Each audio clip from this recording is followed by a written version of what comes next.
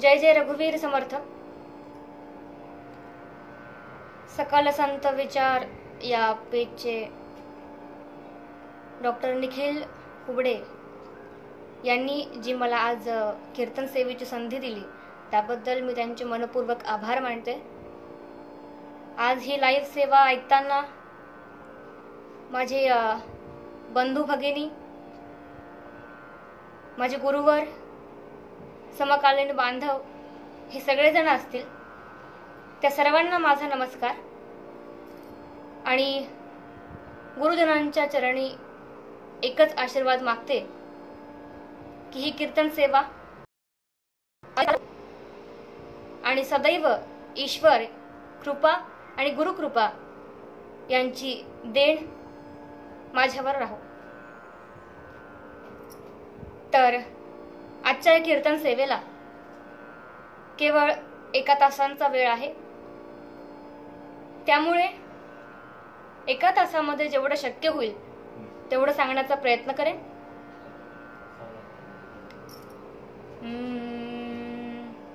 आपले आशीर्वाद माझ्या मस्तकी अखंड राहो हीच इच्छा, आणि आपल्या तसेच ईश्वराच्या आशीर्वादाने त्यासोबत माझ्या बुद्धीप्रमाणे जेवढं मला 1 तासात मांडता येईल तेवढं मी मांडते. श्रीमन् महागणाधिपतये नमः. श्री गुरुभ्यो नमः. सर्वदेवेभ्यो नमो नमः. वक्रतुंड महाकाय सूर्यकोटि समप्रभ निर्विघ्नं कुरु मे देव सर्वकार्येषु सर्वदा. गुरुर्ब्रह्मा गुरुर्विष्णुः गुरुर्देवो महेश्वरः गुरुः साक्षात् परब्रह्म तस्मै श्री गुरुवे नमः. मूकं करोति वाचालं पंगुं लंघयते गिरिं यत्कृपातमहं वन्दे परमानंद माधव. आहे तू जननी मदीय नकडे अज्ञान मिले करू घाली गे मज प्रेम पाखर सदा दूरी नको गे धरू. प्रेमे बाहत मुक्त कंठ करुणी नाही दुजे बंधन प्रल्हादा गुरुराजया नित तुम्हा माझे असो वंदन.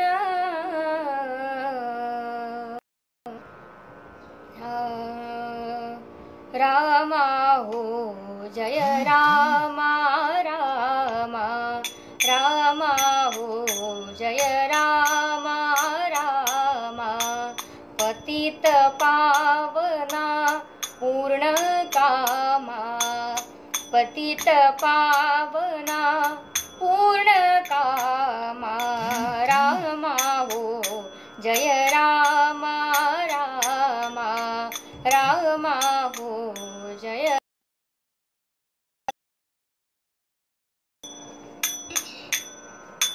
नाथा हो दीनानाथा नाथा नाथा हो दीनानाथा नाथा. तुमचे चरणी ठेवू माथा तुमचे चरणी ठेवू माथा. रामा हो जय रामा रामा रामा हो जय रामा रामा रामा हो जय रामा रामा. बंधु हो दीनबंधु बंधु बंधु हो दीनबंधु बंधु. रामदास म्हणे करुणा सिंधू रामदास म्हणे करुणा सिंधू. रामा हो जय जय रामा रामा रामा हो जय रामा रामा रामा हो जय रामा रामा।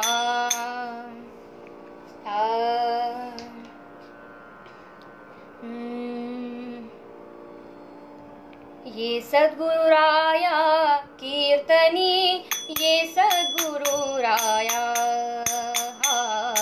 ये सद्गुरु राया कीर्तनी, ये सद्गुरु राया। मती मंद मी काहीच नेडे, मती मंद मी काहीच नेडे, सांख्य अथवा न्याय स्वामी राया, सांख्य अथवा न्याय कीर्तनी, ये सद्गुरु राया, ये सद्गुरु राया कीर्तनी, ये सद्गुरु राया। हीन दीन परी मनास वाटे, हीन दीन परी मनास वाटे, इच्छा तव गुण गाया कीर्तनी, इच्छा तव गुण गाया कीर्तनी, ये सद्गुरु राया, ये सद्गुरु राया कीर्तनी, ये सद्गुरु राया। एका विनवी जनार्दनाते, एका विनवी जनार्दनाते, निरंजनी चाराया स्वामी राया, निरंजनी चाराया गुरु राया, ये सद्गुरु राया, ये सद्गुरु राया कीर्तनी, ये सद्गुरु राया, ये सद्गुरु राया कीर्तनी, ये सद्गुरु राया।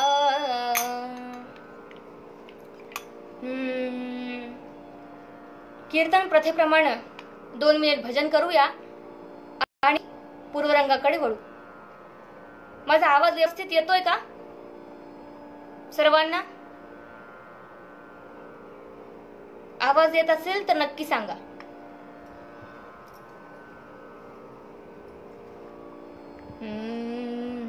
ठीक आहे, सुरू करू।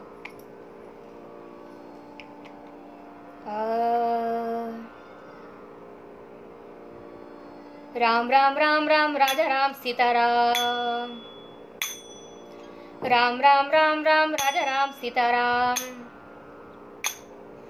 राम राम राजा राम सीताराम, राम राम राजा राम सीताराम, राम राम राम राम राजा राम सीताराम, राम राम राम राम राजा राम सीताराम, राम राम राम राम राजा राम सीताराम।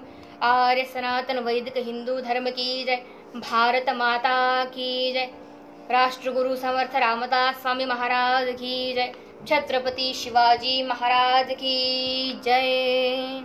श्रोता वक्ता श्री राम समर्थ, जय जय रघुवीर समर्थ, जय जय रघुवीर समर्थ।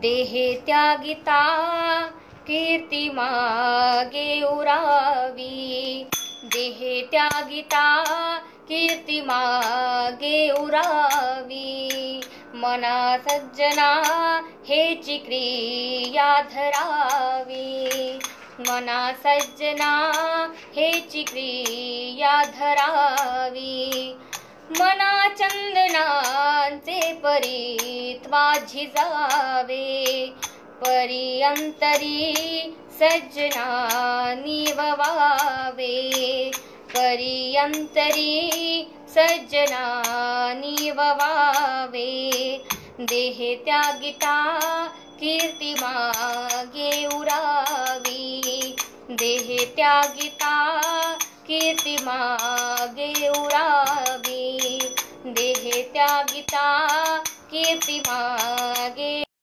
उरावी। प्रस्तुत सेवेसाठी घेतलेले पद्य हे समर्थांचे आहे. त्यांनी जी काव्य केली, जी वाङ्मय केली, त्या वाङ्मयातील मनाचे श्लोक या प्रकरणातील आजच्या सेवेसाठी घेतलेलं पद्य. इथे या मनाच्या श्लोकांचं एक विशेष वैशिष्ट्य असं आहे की स्वतःलाच आपल्या मनाला उपदेश करायचा आहे. दुसरं कोणालाही इथे उपदेश नाहीये, फक्त स्वतःला आपल्यालाच आपल्या विशेष वैशिष्ट्य या मनाच्या श्लोकांचं आहे. येथ बोल नाही जनासी, हे अवघेची आपणा पासी, शिकवावे आपुल्याच मनासी, क्षण क्षणा.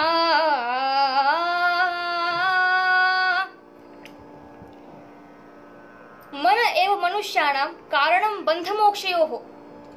हे मन असं आहे की हे मनच आपल्याला बंधनामध्ये अडकवतं आणि हे मनच असं आहे की जे बंधनापासून मुक्त करतं. म्हणून हे जे मन आहे ते आपल्या ताब्यात असलं तर बाकीचे इंद्रिये आपल्या ताब्यात येतील. कठोपनिषदामध्ये शरीराला रथ म्हणलं आहे. हा शरीर रूपी रथ आणि इंद्रिय म्हणजे त्यांची घोडे आहेत. बुद्धी ही त्या रथाची सारथी, तर ज्या सारथ्याच्या हातात जो लगाम आहे तो लगाम म्हणजेच मन आहे. म्हणून या मनाला स्थिर करणं अत्यंत आवश्यक आहे. पण हे मन आपलं ऐकत नाही.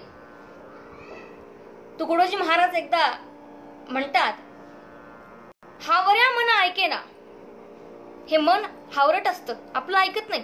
भक्तीमध्ये रम म्हणलं, सत्कर्म कर म्हटलं तर हे मन आपलं ऐकत नाही. नवविधा भक्तींपैकी कुठलीही भक्ती कर म्हटलं जी तुला सोपी वाटते तीही नको, गुरुभक्ती नको. तुकडोजी महाराज म्हणतात, हावऱ्या मन ऐकेना, मग गुरुभक्ती करू देईना. मन हे हावरट असतं.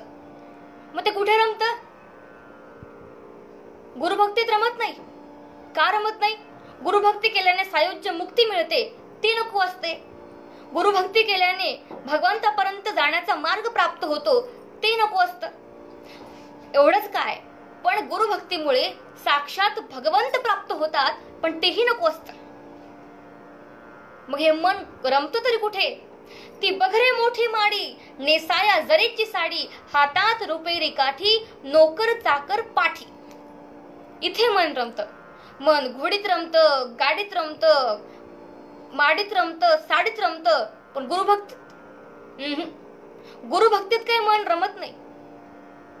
मग शेवटचा क्षण असा येतो, बांबूची चवकट करुणी, निजविले तयाला वरुणी, बांधिले जबर दोरीनी, का तहा परतन येवो म्हणून.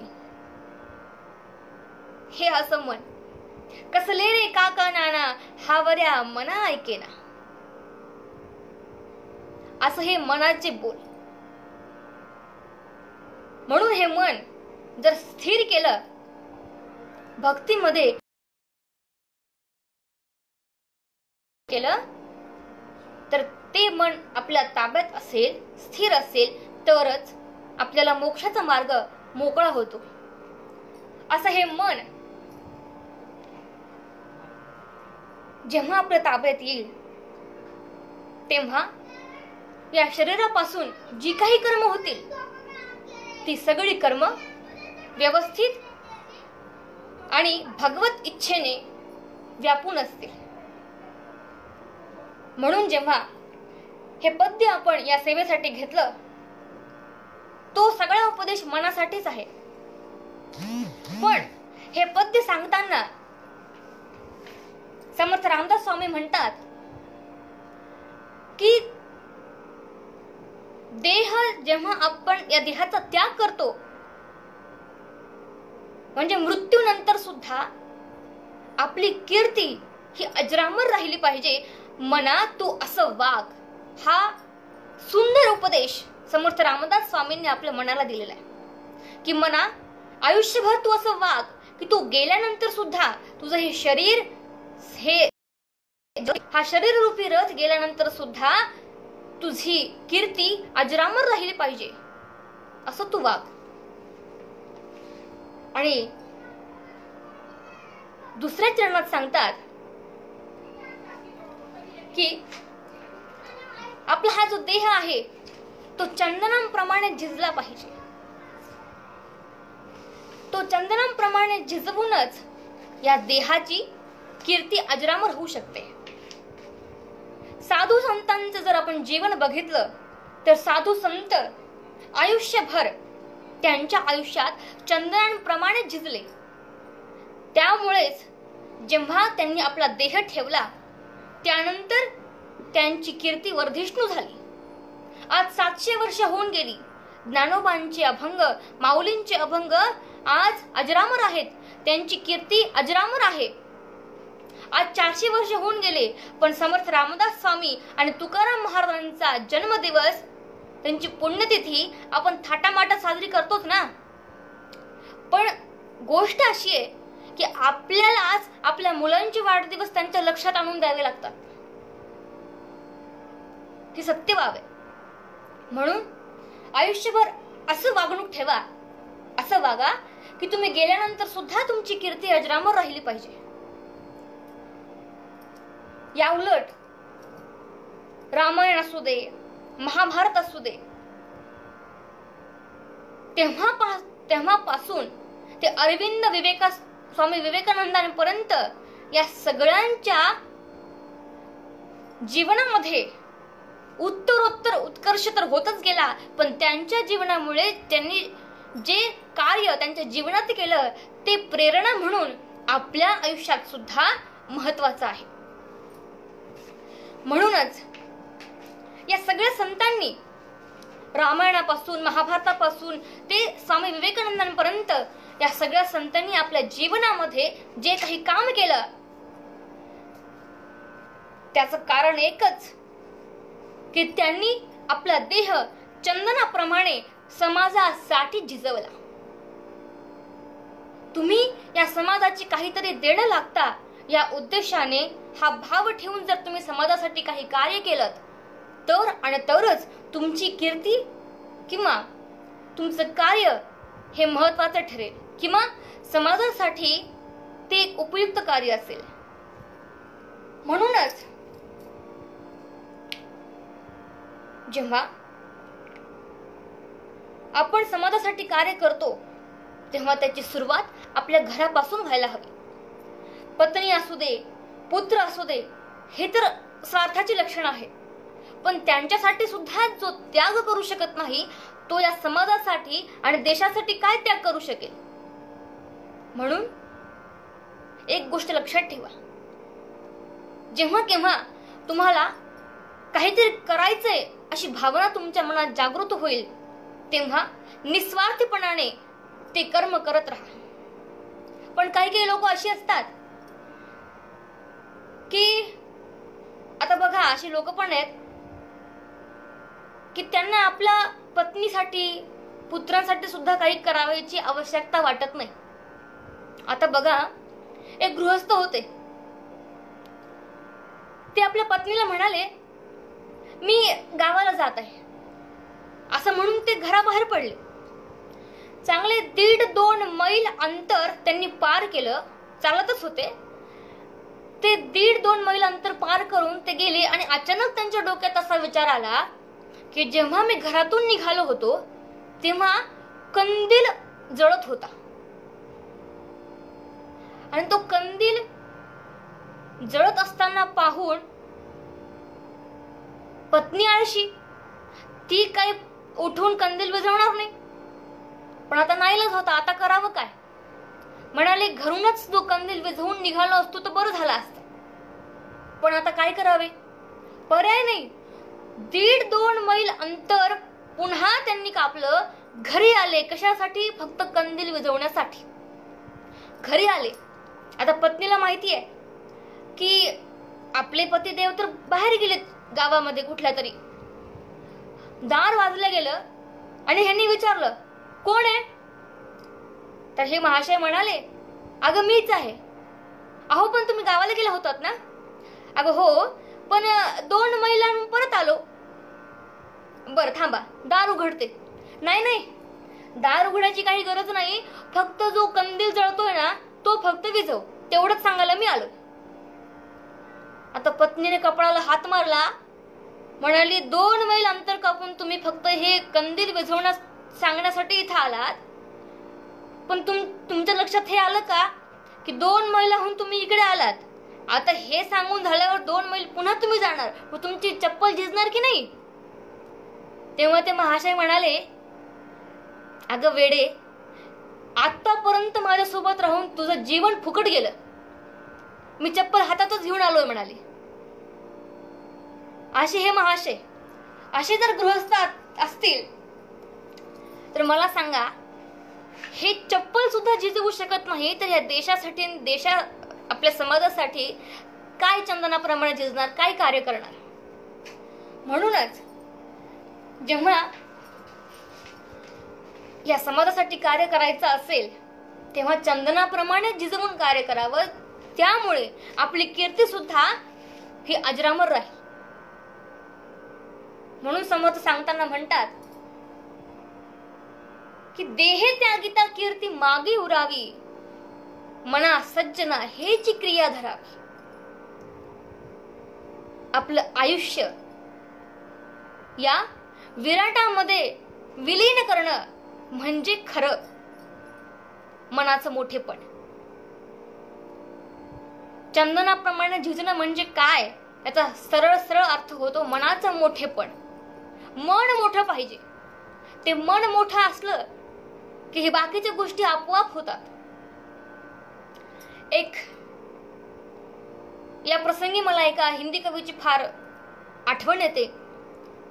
तो हिंदी कवी म्हणतो कि मिटा दे अपनी हस्ती को अगर कोई मर्तबा चाहे, मिटा दे अपनी हस्ती को अगर कोई मर्तबा चाहे, ही दाना खाक में मिलाकर ही गुले गुलजार होता है.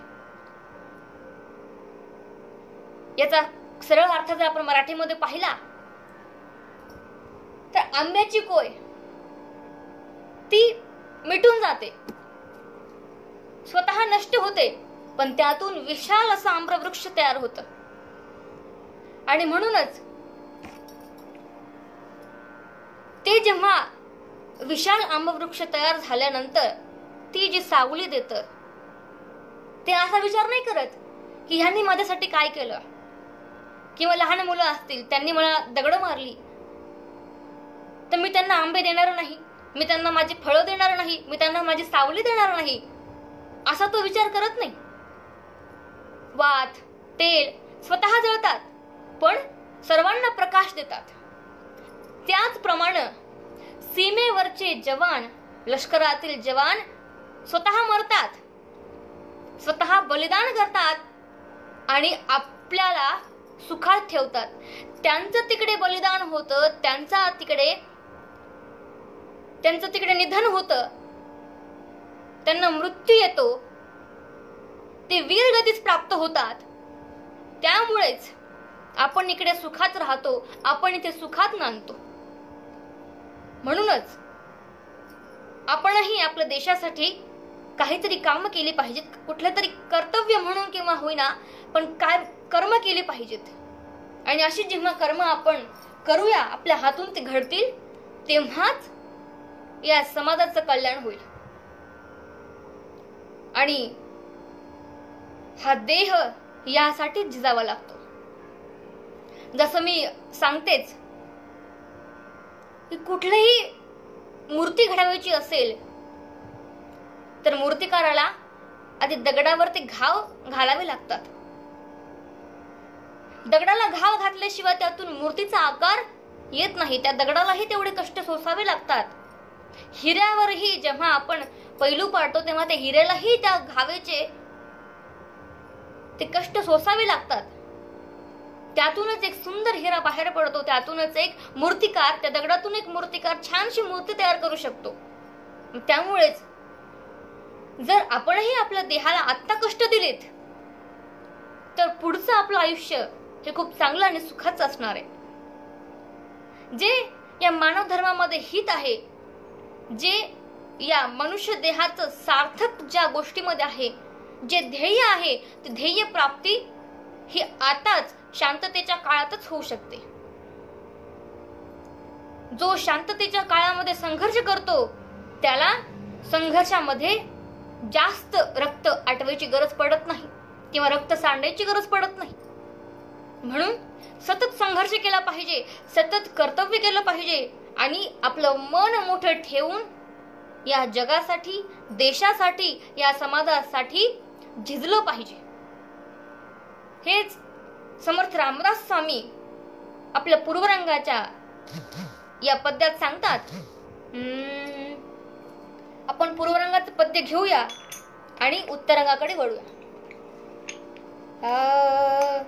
देहे त्यागिता कीर्ती मागे उरावी, देहे त्यागिता कीर्ती मागे उरावी, मना सज्जना हेची क्रिया धरावी, मना चंदनांचे परित्वा झिजावे, मना चंदनांचे परित्वा झिजावे, पर्यंतरी सज्जना निववावे, पर्यंतरी सज्जना निववावे, देहे त्यागिता कीर्ती मागे उरावी, देहे त्यागिता कीर्ती मागे उरावी, देहे त्यागिता कीर्ती मागे उरावी. हाचा आपला अभंग पद्य होतं. आता मध्यंतरातलं भजन घेऊया आणि उत्तरंगाकडे वळूया.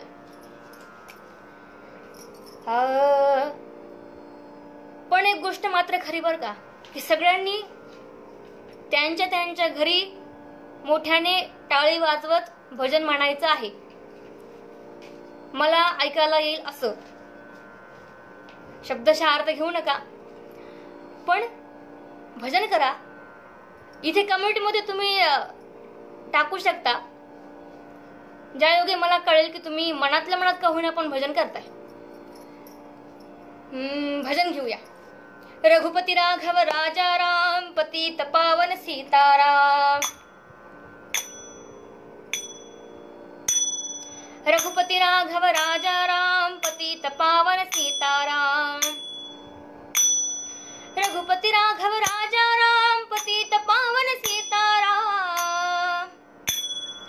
रघुपती राघव राजा राम, पतित पावन सीताराम, रघुपती राघव राजा राम, पतित पावन सीताराम, रघुपती राघव राजा राम, पतित पावन सीताराम, रघुपती राघव राजा राम, पतित पावन सीताराम, रघुपती राघव राजा राम, पतित पावन सीताराम, रघुपती राघव राजा राम, पतित पावन सीताराम, रघुपती राघव राजा राम, पतित पावन सीताराम, रघुपती राघव राजा राम, पतित पावन सीताराम, रघुपती राघव राजा राम, पतित पावन सीताराम, रघुपती राघव राजा राम, पतित पावन सीताराम, रघुपती राघव राजा राम, पतित पावन सीताराम. राजाधिराज रामचंद्र भगवान की जय. आर्य सनातन वैदिक हिंदू धर्म की जय. भारत माता की जय. समर्थ रामदास स्वामी महाराज की जय. छत्रपती शिवाजी महाराज की जय. सब संतन की जय. श्रोता वक्ता श्री राम समर्थ. जय जय रघुवीर समर्थ. जय जय रघुवीर समर्थ. खूप धन्यवाद. आता आपण उत्तरंगाकडे वळूया.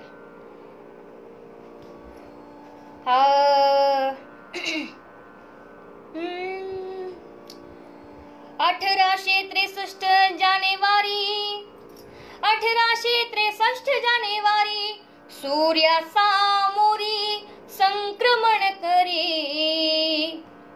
1863 जानेवारी 1863 जानेवारी सूर्यासामोरी संक्रमण करी. 12 तारीख प्रभातीया 12 तारीख प्रभातीया घेतसे शिव अवताराला घेतसे शिव अवताराला.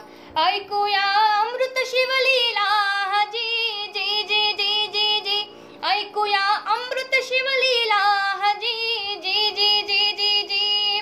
आनंद वर्णवा किती आनंद वर्णवा किती सांगावा किती अखिल मानव जाती. त्या क्षणी सनाथ हो झाली त्या क्षणी सनाथ हो झाली.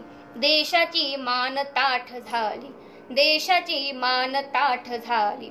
हिंदुस्थानाचा आलवाली जी जी जी जी जी जी हिंदुस्थानाला आलवाली जी जी जी जी जी जी जिजिर जी जी जिजिर जी जी जिजिर जी जी जी जी जी जी.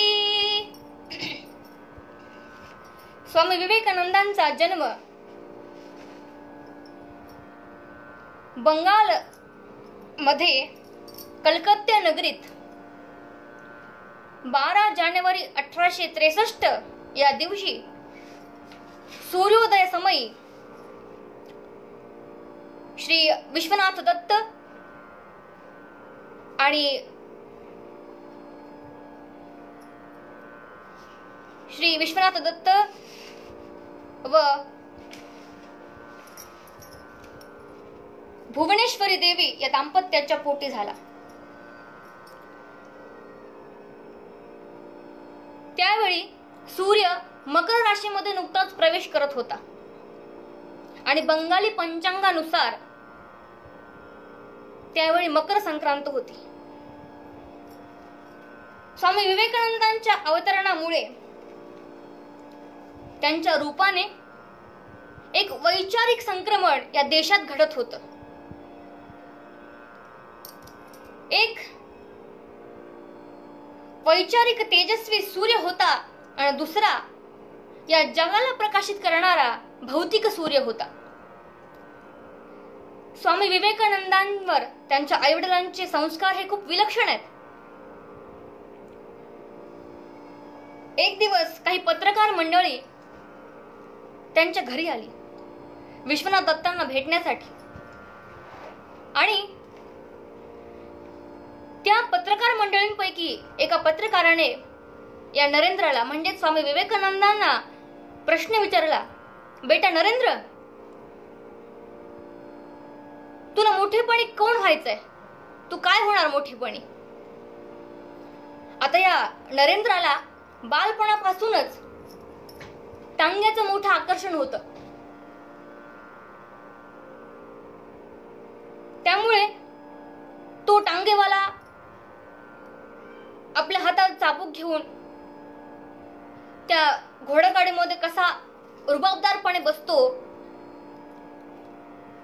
त्या चाबूक घेऊन हातात तो लगाम घेऊन तो घोड्यावरती नियंत्रण ठेवू शकतो किंवा त्या सगळ्या घोड्यांना नियंत्रित करू शकतो. या जगामध्ये सगळ्यात ग्रेट माणूस कोण असेल तो फक्त घोडेवाला, तो टांगेवाला किंवा कोचमन म्हणूया. आणि तेच उत्तर या नरेंद्राने त्या पत्रकारांना दिलं की मला मोठेपणी कोचमन व्हायचंय. आता मला सांगा, कोचमन व्हायचंय हे जर कोचमन व्हायचे हे जर उत्तर त्यांच्या वडिलांनी ऐकलं असतं किंवा दुसरे कोणते वडील असते तर ते खूप चिडले असते, म्हणाले असते काय या मुलाला दरिद्राचे डोहाळे लागलेत. पण विश्वनाथ दत्तांनी नरेंद्राला म्हणजे स्वामी विवेकानंदांना आपल्या जवळ घेतलं आणि भिंतीकडे बोट दाखवून म्हणाले, नरेंद्रा ते बघ ते भिंतीवरचं कॅलेंडर. ते कॅलेंडर पाहिलं, त्या कॅलेंडर वरती भगवान श्रीकृष्णाचं चित्र होतं. श्रीकृष्ण रथावर बसले होते आपल्या हातात लगाम घेऊन पाठीमागे त्यांच्या अर्जुन उभा होता असं हे चित्र दाखवलं.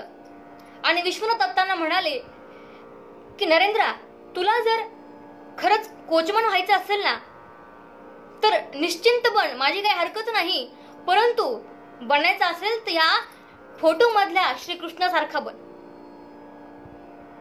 असे आई वडील श्री स्वामी विवेकानंदांचे होते. इथे मोरोपंतांनी खूप सुंदर आर्या रचली आहे. ते म्हणतात, बाबा मोठेपणी मी, बाबा मोठेपणी मी, ऐटीत बसुनी बग्गी हाकणार. बाबा मोठेपणी मी, ऐटीत बसुनी बग्गी हाकणार. हरकत नाही बाळा, हरकत नाही बाळा, अर्जुन रथीचा तू कृष्ण होणार. रामा राम राम हरे हरे रामा, रामा राम राम सीतापते रामा, रामा राम राम रघोत्तमा रामा, रामा राम राम हरे हरे. पुढे शिकागो धर्म परिषदेच्या रथात बसून अमेरिकेतल्या भ्रांत चित्त अर्जुनाला वेदांतांची भगवद्गीता स्वामी विवेकानंदांनी सांगितली. त्याच्या मुळाशी होता तो केवळ आणि केवळ वडिलांनी दिलेला वैचारिक आणि भावनिक संस्कार.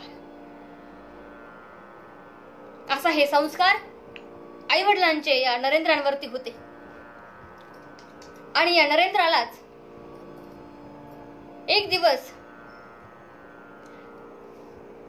परमहंस श्री रामकृष्ण परमहंस यांची भेट झाली. नरेंद्रांची आणि त्यांच्या गुरूंची भेट झाली. तो गुरु भेटीचा अनमोल क्षण आला. 1881 चा नोव्हेंबर मास, गुरु भेटीचा पवित्र दिवस. नरेंद्र रामकृष्णांची भेट, आयुष्य सार्थकी लागले.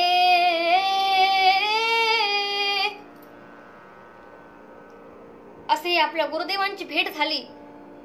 श्री रामकृष्ण परमहंस यांची भेट होताच त्यांचा अनुग्रह घेतला आणि तेव्हापासून नरेंद्र स्वामी विवेकानंद या नावाने ओळखले जाऊ लागले. तेव्हापासून स्वामी विवेकानंद यांचा जन्मच जणू आपल्या भारतीय संस्कृतीचा, आपल्या हिंदू धर्माचा उद्धार किंवा प्रसार आणि प्रचार करण्यासाठीच झाला होता. कारण त्याच वेळी शिकागो मध्ये सर्व धर्म समभाव ही परिषद त्यांनी आयोजित केली होती. आणि ती परिषद भरणार असल्यामुळे प्रत्येक धर्माचे जे धर्मगुरू होते ते त्या परिषदेमध्ये आले होते. आणि भारताकडून प्रतिनिधित्व करण्यासाठी स्वामी विवेकानंद यांना तिकडे जायचं होतं. पण किती बिकट अवस्था होती त्यावेळेची. घरोघर वर्गणी गोळा करून, अक्षरशः वर्गणी गोळा करून स्वामी विवेकानंद या सगळ्यांनी, त्यांच्या शिष्यांनी म्हणा, वर्गणी गोळा केली. ते सगळे पैसे गोळा करून ते अमेरिकेतल्या त्या परिषदेला गेले. आणि परिषदेला पोहोचले. एक कल्पना करा की व्यासपीठावरती सगळेजण आरूढ आहेत, प्रत्येक धर्माचे धर्मगुरू बसलेले आहेत. आणि या धर्मगुरूंमध्ये, सगळ्या धर्मगुरूंच्या त्या मेळाव्यामध्ये स्वामी विवेकानंद बसलेले आहेत. आणि आता स्वामी विवेकानंदांचं नाव पुकारलं गेलं. सगळ्यांची भाषणं झाली, सगळ्यांचं मनोगत व्यक्त करून झालेलं आहे आणि आता स्वामीजींची वेळ आली. स्वामीजींचं नाव पुकारलं गेलं. पुकारले नाव स्वामींचे, पुकारले नाव स्वामींचे, विवेकानंदांचे, योगी साधूंचे, साऱ्यांचे लक्ष तिथे गेले, साऱ्यांचे लक्ष तिथे गेले. तेजाचे दर्शन त्या आले, तेजाचे दर्शन त्या झाले. भाषणा सर्वही आतुरले, हाजी जी जी जी जी जी. भाषणा सर्वही आतुरले, हाजी जी जी जी जी जी. आता एक विचार करा, स्वामी विवेकानंदांचा पोशाख काय होता? बघा पोशाख. काळकोट अंगी घातला, काळकोट अंगी घातला, फेटा बांधिला, पाहिलं सभेला, गुरूंचे स्मरण त्यांनी केले, गुरूंचे स्मरण त्यांनी केले. मातृभूमीला मनी स्मरले, मातृभूमीला मनी स्मरले. ऐका हो स्वामी काय बदले, हाजी जी जी जी जी जी. ऐका हो स्वामी काय बदले, हाजी जी जी जी जी जी. माझ्या प्रिय बंधू भगिनींनो, हा हा हा.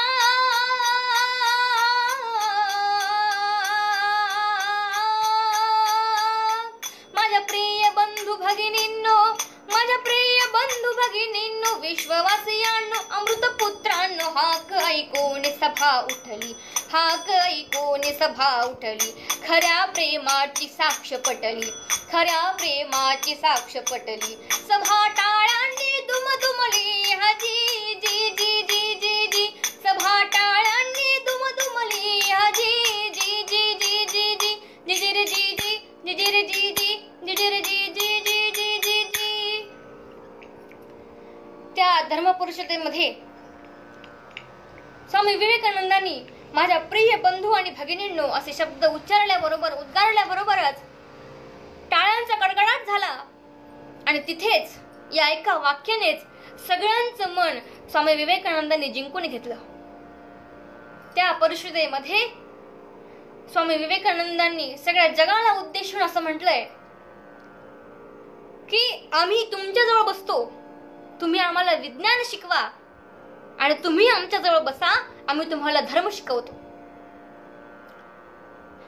धर्म आणि विज्ञान हे दोघं जर हातात हात घालून चालले तर या जगाची उत्पत्ती आहे, या जगाची उन्नती आहे. आणि म्हणूनच आजचं हे ताजं उदाहरण आहे, जिवंत उदाहरण आहे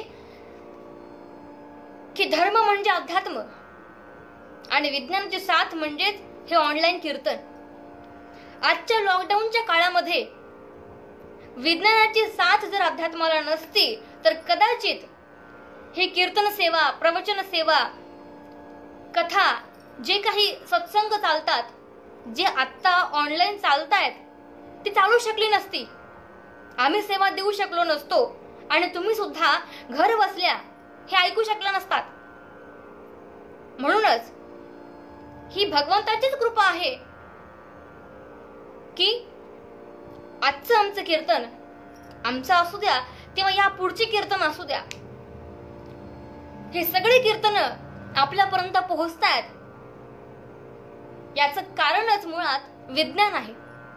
म्हणून अध्यात्माला जर विज्ञानाची साथ असेल तर आपली स्वतःची उन्नती आहे नव्हे, या देशाची उन्नती आहे. आणि देश जर उन्नत झाला तर हा जगाची उन्नती व्हायला फार वेळ लागणार नाही.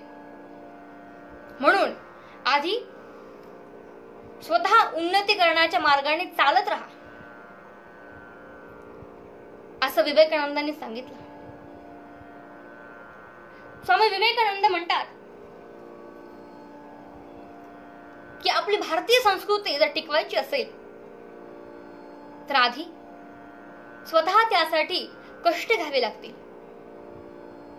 जर आपल्याला आपल्या ध्येय प्राप्तीपर्यंत पोहोचायचं असेल तर उत्तिष्ठ जागृत प्राप्य वरान्न बोधत, उठा, जागे व्हा आणि तोपर्यंत थांबू नका जोपर्यंत तुम्ही तुमच्या ध्येयापर्यंत पोहोचत नाहीत.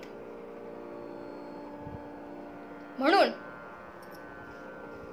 स्वामी विवेकानंदांचं हे कार्य हे खूप प्रेरणादायी आहे आजच्या युवकांसाठी. म्हणून स्वामी विवेकानंदांच्या या मार्गावरती आपणही चालूया. पण एक गोष्ट मात्र नक्की, मी जे अध्यात्म आणि विज्ञानाचं सांगितलं त्या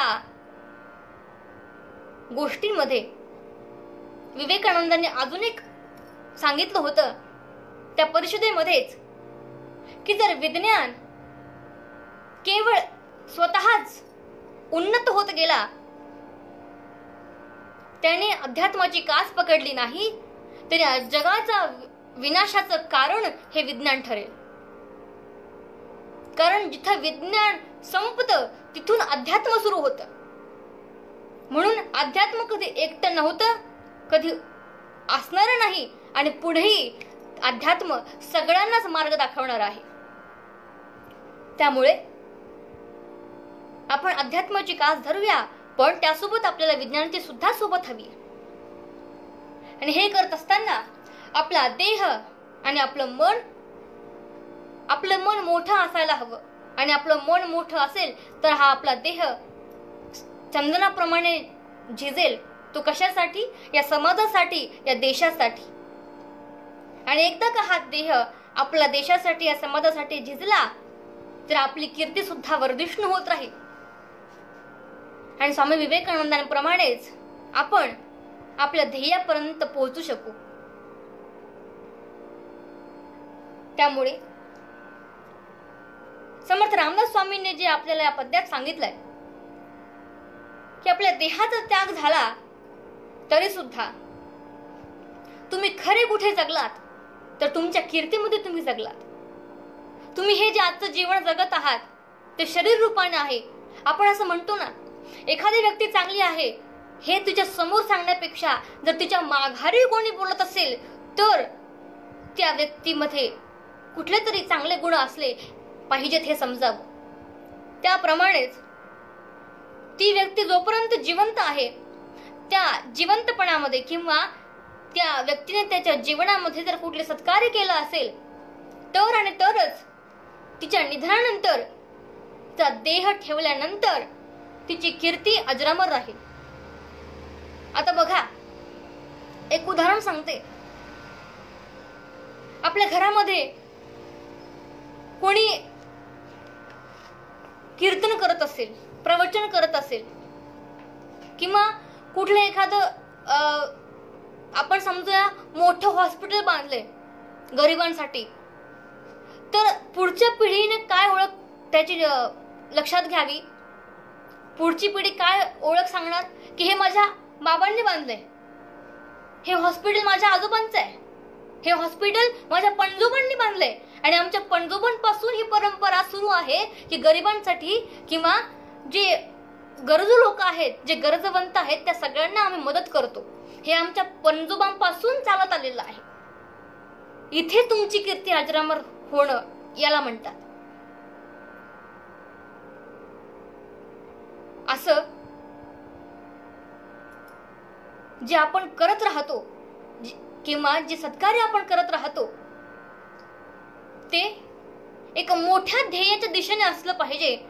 तेव्हा ते ध्येय प्राप्ती करण्यासाठी आपले कितीतरी देह जरी झिजले तरी सुद्धा तिथे हार मानायची नाही. कारण आपण जे आपल्या मनामध्ये रुजवत असतो तेच विचार आपल्या पुढच्या पिढीपर्यंत जात असतात, तेच त्याच्या पुढच्या पिढीपर्यंत जात असतात. भानुदास महाराजांनी विचार केला होता की माझ्या कुळामध्ये असा एक तरी भगवत भक्त जन्माला आला पाहिजे की जो देवाला माझ्या घरी बोलावेल, की ज्याच्या योगे देव माझ्या घरी येईल. आणि त्याच भानुदास महाराजांच्या कुळामध्ये एक संत जन्माला आले ज्यांच्या योगे देव श्रीखंड बनून त्यांच्या घरी काम करत होता. आता हे विचार कोणाचे होते? त्यांच्या पणजोबांचे, म्हणजे भानुदास महाराजांचे विचार होते. त्यांना कधीतरी वाटलं होते की माझ्या कुळामध्ये असा एक भगवत भक्त जन्माला यावा, तेच विचार त्यांच्या पुढच्या पिढीपर्यंत गेले, तिथून पुढच्या पिढीपर्यंत, आणि असे विचार संक्रमित होत होत होत होत एकनाथ महाराजांच्या रूपाने भगवत भक्त जन्माला आला. आणि देवा सहज सोपी गोष्ट जिजामातेच्या हृदयामध्ये होतं की माझ्या छाव्यानं हिंदवी स्वराज्य स्थापन करावं. आणि तेच दूध, त्या वाघिणीचं दूध छत्रपती शिवाजी नावाच्या छाव्यानं पिलं आणि हिंदवी स्वराज्य स्थापन केलं. कशामुळे? कारण ये हृदयचे ते हृदय, त्या आईच्या हृदयामध्ये ते विचार होते, आईच्या हृदयामध्ये ती दृढ संकल्पना होती. आणि तेच विचार या शिवाजी महाराजांच्या मनामध्ये रुजले. तशीच शिक्षण पद्धती जिजामातांनी दिली. फक्त घरामध्ये अनुकूल वातावरण असेल तरच आपण भगवत भक्ती करू शकतो किंवा सत्कार्य करू शकतो असं काही नाही. आता प्रल्हाद महाराज बघा,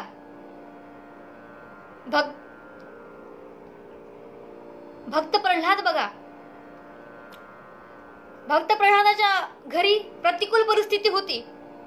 राक्षस कुळात जन्माला आलेले प्रल्हाद, घरी सगळे राक्षस कुळातले, देवाचं नाव घेतलं तरी सुद्धा जे वडील आपले रक्षक बनायचे आहेत ते भक्षक बनून उठले होते. प्रल्हादांना मारण्याचे कितीतरी प्रयत्न हिरण्यकशिपूंनी केले, पण जे घरातली परिस्थिती प्रतिकूल होती ना, पण तरी सुद्धा त्यांनी भगवत भक्ती सोडली नाही. त्यांनी ती कुठे शिकले? त्यांच्या आईच्या उदरामध्ये असताना पासूनच भगवत भक्ती शिकली, नामस्मरण शिकलं.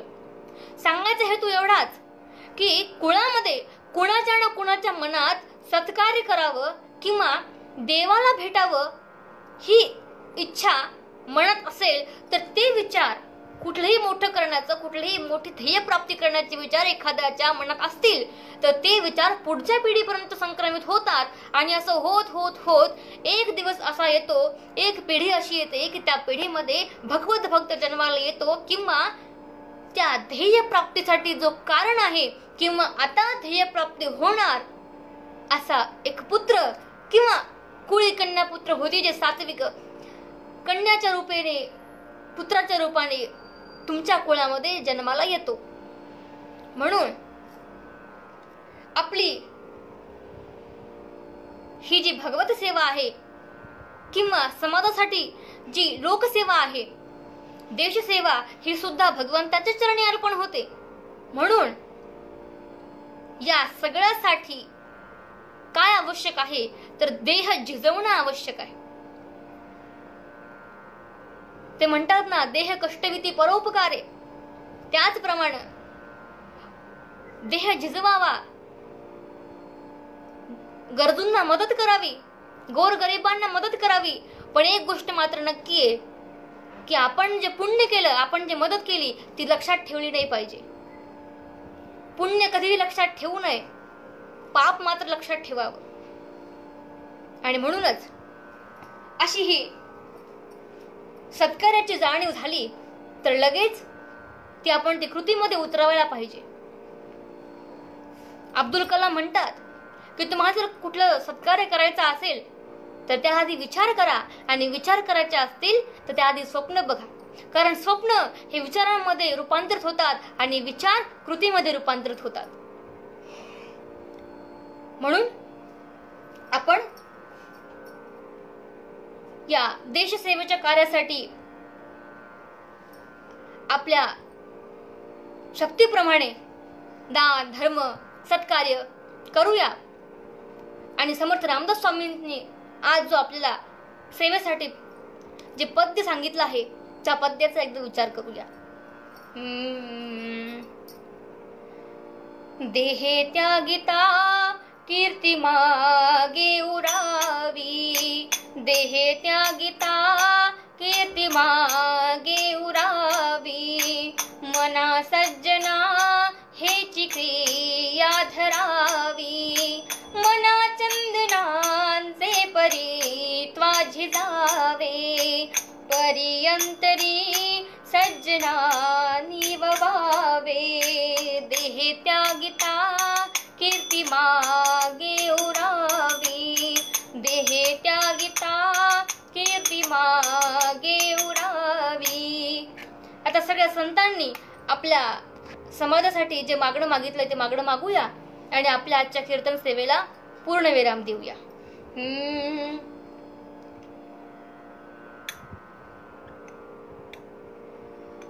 हेची दान देगा देवा तुझा विसरण भावा, विसरण भावा तुझा विसरण भावा. गुण गाईन आवडी हेची माझी सर्व जोडी, माझी सर्व जोडी हेची माझी सर्व जोडी. नलगे मुक्ती धन संपदा, संत संग देई सदा, संत संग देई सदा. तुका म्हणे गर्भवासी सुखे घालावे आम्हासी, घालावे आम्हासी सुखे घालावे आम्हासी. गुण गाईन आवडी हेची माझी सर्व जोडी, माझी सर्व जोडी हेची माझी सर्व जोडी. अवधूत चिंतन श्री गुरुदेव दत्त राजाधिराज रामचंद्र महाराज की जय. आर्य सनातन वैदिक हिंदू धर्म की जय. भारत माता की जय. राष्ट्रगुरु समर्थ रामदास स्वामी महाराज की जय. छत्रपति शिवाजी महाराज की जय. सब संतन की जय. श्रोता वक्ता श्री राम समर्थ. जय जय रघुवीर समर्थ, जय जय रघुवीर समर्थ. आजची ही सेवा भगवंताच्या चरणी अर्पण करते आणि भगवंताला एकच मागणं मागते की ही भगवत भक्ती किंवा सत्कार्याची मनीषा प्रत्येकाच्या मनात वृद्धिंगत होत राहो आणि स्वतःसोबतच आपल्या परिवारासोबतच आपल्या गावासोबत या देशाची ही उन्नती आमच्या हातून होवो आणि देशाची उन्नती झाली तर या जगाची उन्नती सुद्धा आमच्या हातून हो. अशीच भगवत भक्ती सतत वृद्धिंगत राहो. या आजच्या कीर्तन सेवेमध्ये जे काही तुम्हाला चांगलं वाटलं असेल ते सगळं माझ्या सद्गुरूंचं आणि जे काही प्रमाद घडला असेल तो फक्त माझा. आजच्या या कीर्तन सेवेची संधी प्राप्त करून देणारे डॉक्टर निखिल कुबडे दादा हे स्वतः कीर्तनकार आहेत, प्रवचनकार आहेत.